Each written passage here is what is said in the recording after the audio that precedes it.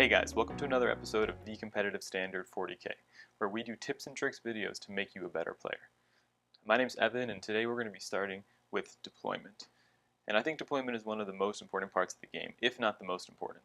It's almost like a game of chess, where if you're not thinking multiple turns ahead, you're going to find yourself on the back foot. So today we're going to break down a checklist of about 6 things you need to do when you start deploying your models. So the first step for deployment is identify, and the things I want you to identify are your army and your army strengths and weaknesses, and your opponent's army, its strengths and weaknesses, and overall the different play styles that you both have.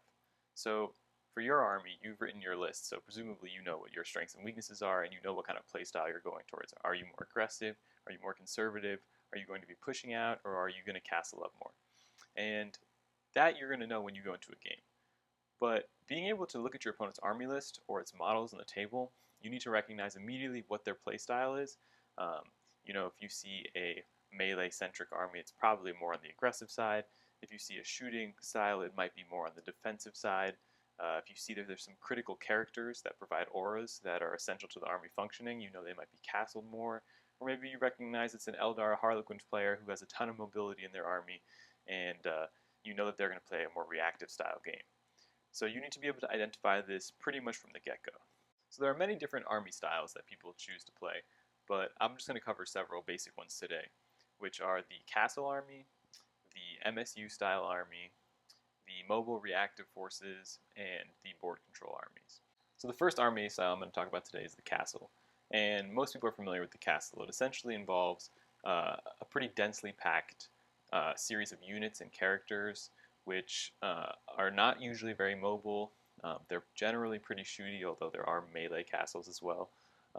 This kind of army is going to take one spot of the board and kind of slowly work its way forward or stay completely in a corner. And by dominating that area of the board, they're hoping to kind of do a high damage output, which might remove most of your opponent's models, or they're just going to secure a particular part of the board and win on either secondaries or by making primary a pretty close game. The castle is generally based around several characters, like I said, so their mobility is often hampered by the fact that they have to stay close to those characters. The next style that we're going to cover today is board control. And board control armies have evolved through the editions in many, many ways. Some styles include putting a lot of different models on the table, such as gaunts, orc boys, of that variety, such as Nurgle plague bearers. But board control can mean several different things. It doesn't always necessarily involve outnumbering your opponent with bodies. It might be very tactically placed OBSEC units. It might be even some sorts of Eldar builds where the natural built-in speed can offer them a high threat range projection, which might not seem very board control-esque, but when you set your army up to be reactive to any variety of objectives, you might actually end up narrowing your opponent's ability to take the board. So in some ways that can be considered somewhat of a board control army as well. Board control armies also generally aren't playing the game to table their opponents or do a high amount of damage. They often just want to control the primary and perhaps score secondaries that reward placement on the board, such as engage in all fronts, domination, etc.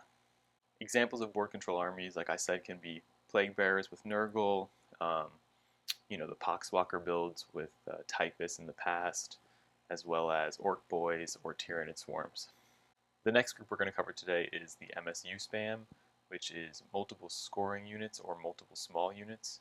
And these are generally Space Marine factions where you've taken a lot of built-in redundancy within the lists. So you might have 3 units or 2 units that kind of fill the same function, such as Blade Guard, Aggressors, Eradicators, what have you. Now the idea here is that not one unit in the entire army is essential to the functioning of the overall game plan. So you might lose a unit of aggressors, but you know that you have redundancy built into several other units, and those other units will make up for the fact that you might have lost that unit. These style armies, they're much more elite, they're much more balanced between board control and between castling. So while they might start the game in a castle, they're able to spread out, and they might also be able to deploy in a way that's more balanced. So if they have to split their forces into 2 halves, they'll be able to do that with minimal repercussions. The last style of army we're going to cover today is the mobile and reactive forces. These are typically Harlequins, Eldar, Drukhari, and any other fast builds that other factions might tech into.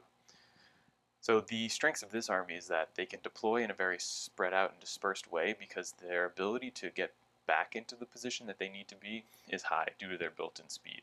They also often have redeploy stratagems, which can be very helpful for playing sort of deployment tricks in case they want to stack one side of the board and then redeploy away from that, or deploying in a way where no matter where they might start behind certain obscuring terrains, when it comes time for them to strike, they're going to be able to get back to where they need to be.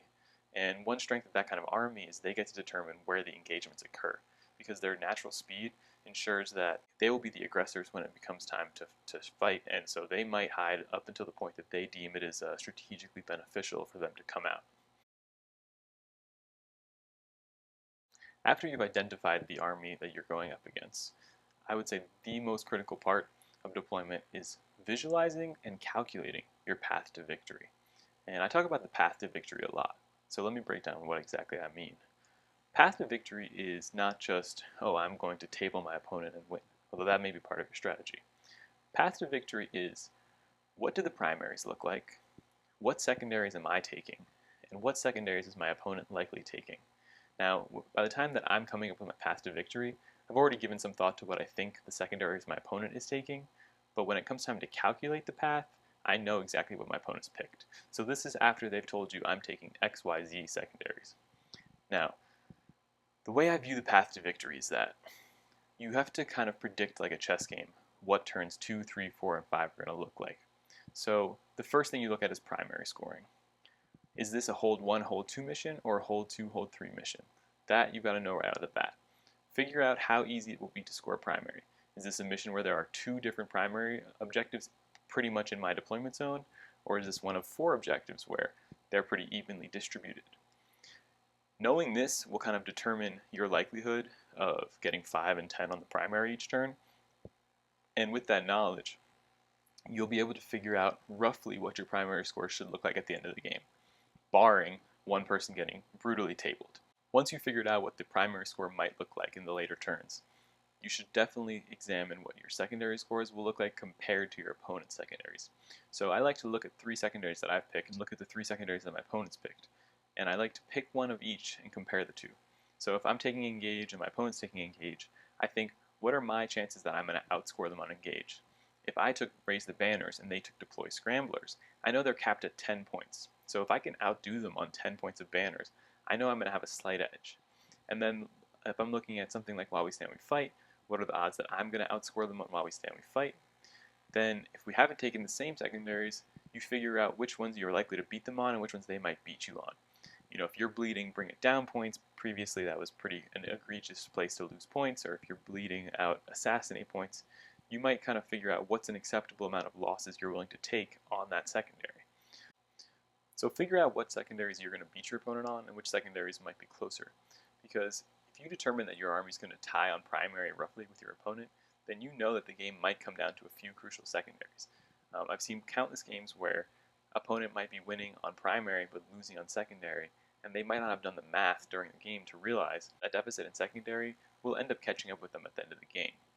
And often I've gone into games thinking of a strategy where my goal is just to tie my opponent on primary. If I can secure that 5 to 10 primary every single turn, then I know that if I'm doing better than them on several secondaries, I'll make up for the fact that they might have had a few more primary points here and there. An example of this is if I'm getting 40 points on primary, scoring from holding 2 objectives a turn, which is pretty reasonable, I might concede several of the middle objectives to my opponent, and maybe one turn he gets a hold more. And that hold more is going to give him a 45 primary at the end of the game. So I might say, okay, I know I'm going down into this game at a minimum, I might be down 5 points on primary. Well, if I can make up for 5 points on primary with secondaries, then I'm not even concerned about trying to push that center.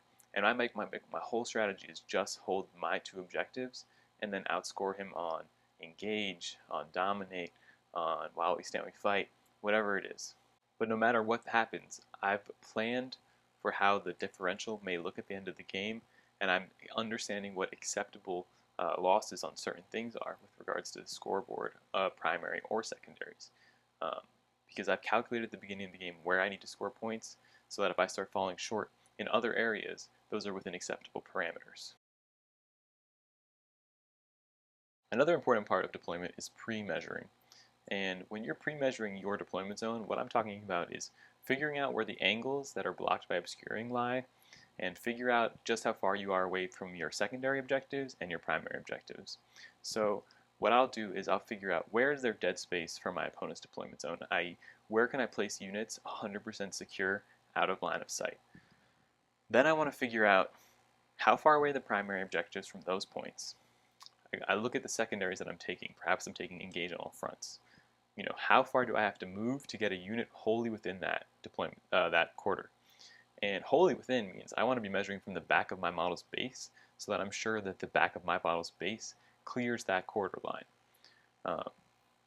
Knowing exactly how far you need to go to get to these things is crucial, and you need to measure this before your models go down, because when turn 1 comes up and you realize that you can't get to where you need to go, it's going to be too late and you're going to lose a couple points here and there, and those points do add up. So one example is if I'm taking raise the banner secondary, and I know that the objectives are held with a 3-inch circle around each objective, right? I know that if I need to be within 6 inches of that 3-inch circle, otherwise I won't be able to raise a banner that turn with that unit, because if you advance, you can't raise the banner, right? So I need to measure exactly 6 inches away from that 3-inch bubble, and I'll make sure that the first model in the unit that I put down ends up exactly in that spot. This is a great thing to take for other secondaries, such as deploy scramblers. Do you know how far it is to get out of your deployment zone, and do you have a unit that's fast enough to get out of your deployment zone turn 1 if you want to scramble the middle zone, or even engage in all fronts, right, where you know where the table quarters are. The same idea can be said about primary scoring. If you're taking an objective that is X inches away from your deployment zone, do you need to start on the line to get there turn 1? Will you get there turn 2 with a 2 moves and an advance roll as well? These are things that you need to consider when you're kind of figuring out how far are the critical distances from your deployment zone. Another part of pre-measuring your deployment zone is determining when or where you might want to bring in reinforcements, so i.e. using strategic reserves. You might roll up to a table and find it has not enough obscuring terrain to hide the amount of your army that you want to hide.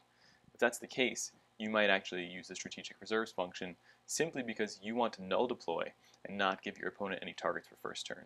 And I'll always try to use as much obscuring terrain as I can to make sure that my opponent has no easy targets turn 1.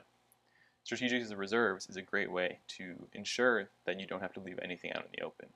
So just determine whether or not you have enough line of sight blockers in your deployment zone to successfully hide your army, and if not, you might consider the reserves. Another important thing to consider is the threat range of your opponent's scary units. So let's say we're playing against Sisters. We know that the Repentia are the scariest unit.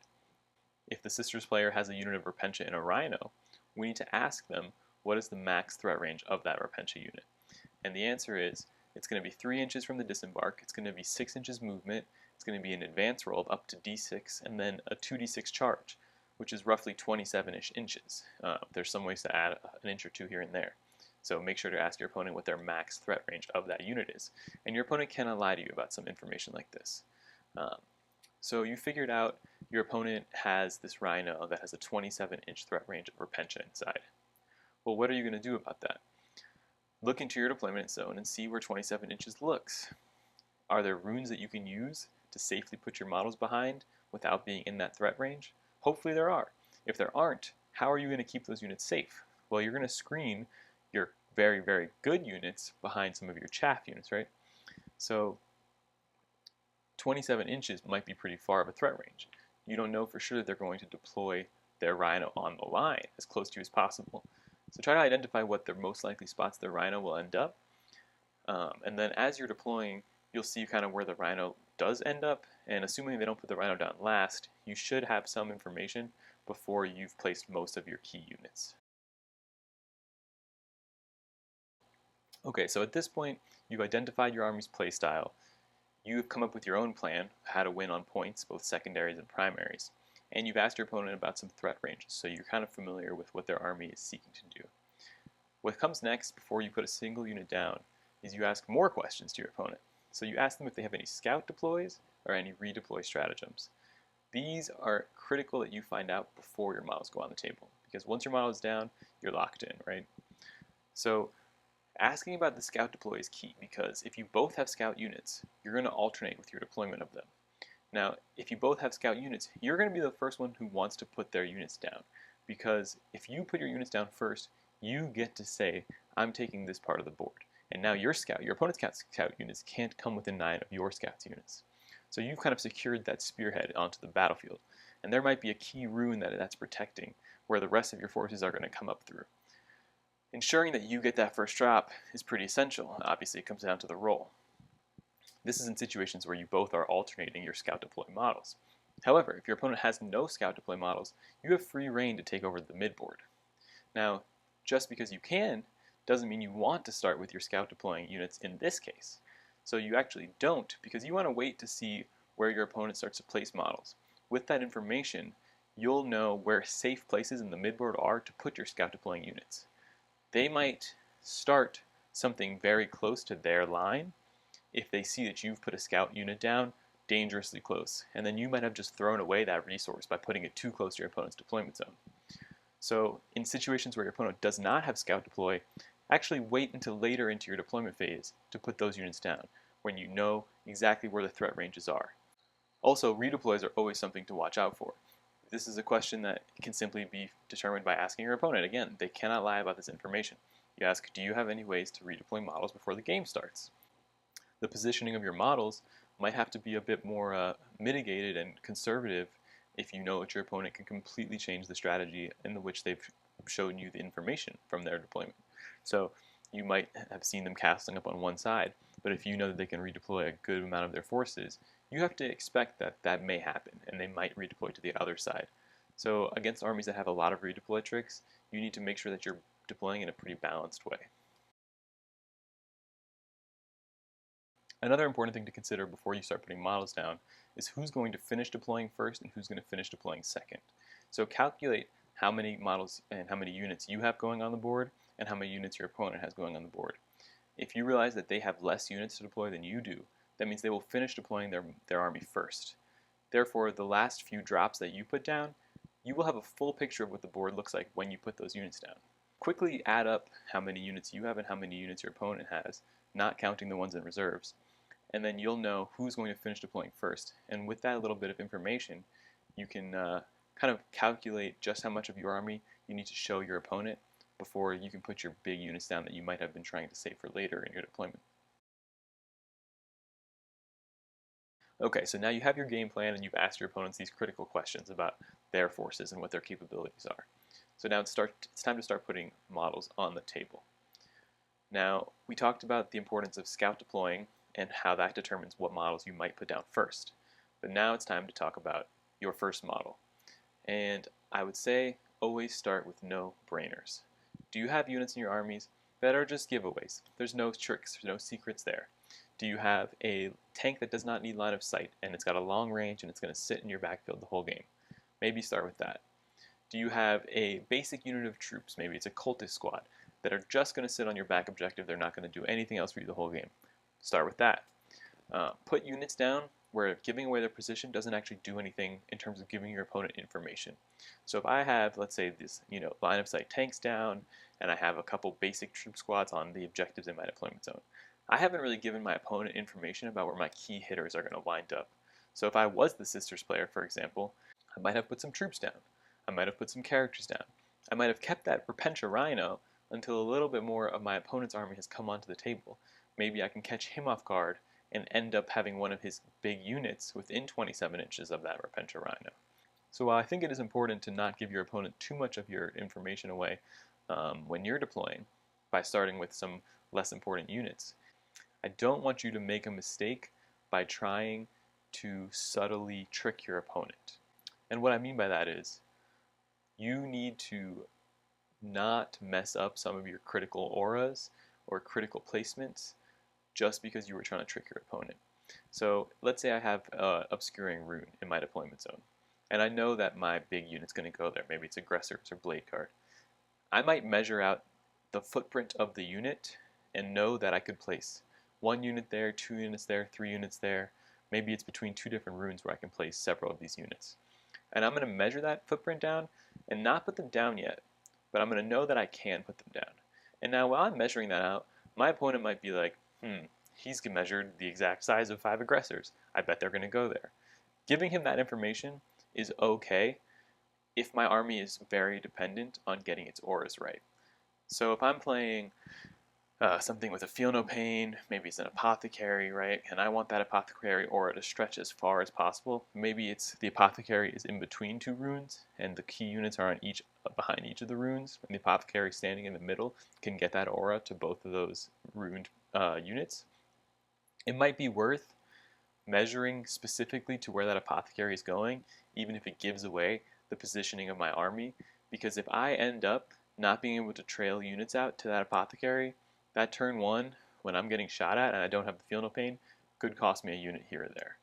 So, like I'm saying, I think try not to give away the position of your important units, but if you're entirely dependent on auras and you can't, especially defensive auras, it's not worth risking it to try to trick your opponent, because at the end of the day, if you have obscuring runes and you have aggressive units, your opponent knows where those models are going. We both recognize that there's a forward rune in each deployment zone where it's pretty safe to put one of your more aggressive units. Your models are going there. We both know the aggressors are going there, the blade guard are going there, centurions, whatever your big scary unit is. So don't try to be too tricksy and then end up kind of misplaying your deployment. The last thing I'll say about kind of drawing more information out from your opponent is if you use your characters to try to get them to put more units down. So the way you would do that is you might start with your no-brainers, right? Your couple troop choices here and there. And then if you know that your units are going to wind up behind one or two runes, you might put down all your characters in a row. Somewhere where they're going to end up within Lookout Sir, if you're sure you can plan this properly.